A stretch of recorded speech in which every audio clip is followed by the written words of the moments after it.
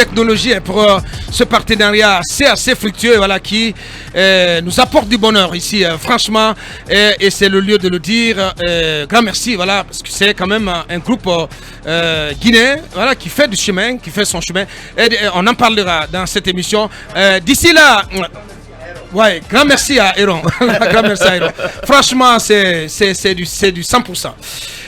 Akoumba, on s'intéresse à cette nouvelle agence qui va recouvrer les biens confisqués de l'État. Oui, elle était attendue, elle est annoncée désormais par l'exécutif guinéen, comme vous l'avez dit en introduction. C'est en image de la France et des États-Unis d'Amérique que le Conseil des ministres du 6 octobre dernier a décidé de la création de l'Agence de gestion et de recouvrement des avoirs saisis et confisqués. Les Français l'abrègent comme étant AGRASC. Peut-être que la Guinée aussi va l'abréger comme telle. Et comme en France, Aboubacar, la Guinée a décidé de placer cette agence sous la tutelle technique du garde-sceau ministre de la Justice et sous la tutelle financière du ministère de l'Économie et des Finances. C'est une pratique que la Guinée partage là avec la France.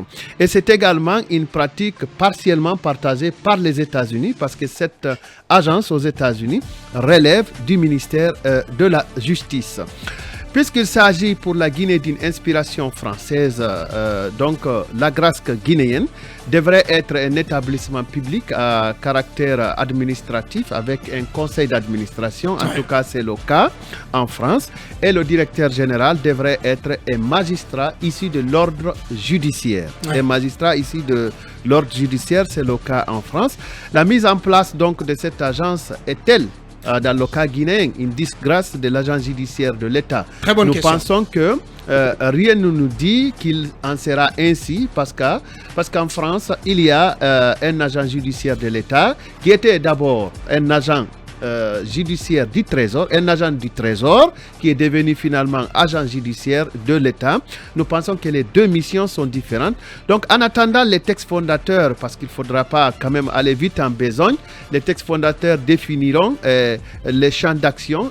C'est en ce moment qu'on verra clairement est-ce qu'il n'y a pas empiètement sur les prérogatives de l'agent judiciaire de l'État. Donc en attendant ces textes fondateurs de l'AGRASC, si l'on s'en tient strictement à ce qui se passe en France, il s'agit de deux structures différentes, de par leur mission et de par leur fonction.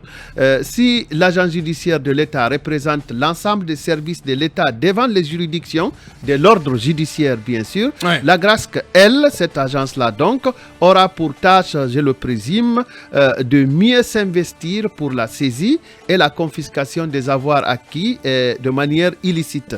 Une manière de mieux sanctionner les cadres citoyens indélicats. Il n'y a donc pas de confusion de mon point de vue à faire, sous réserve qu'on attende les textes fondateurs de l'AGRASC pour voir s'ils n'empiètent pas. Et pour finir, Aboubacar, je me suis un peu amusé à tirer le texte sur l'AGRASC, l'agence française, sur le site du ministère de la Justice. Pratiquement, l'annonce du gouvernement guinéen s'aligne sur le modèle français. Bien, voilà. Et ce qu'il faut préciser, c'est que voilà, une communication a été faite sur cette nouvelle agence en voie de création par le gouverneur de la Banque centrale, en conseil des ministres la semaine dernière.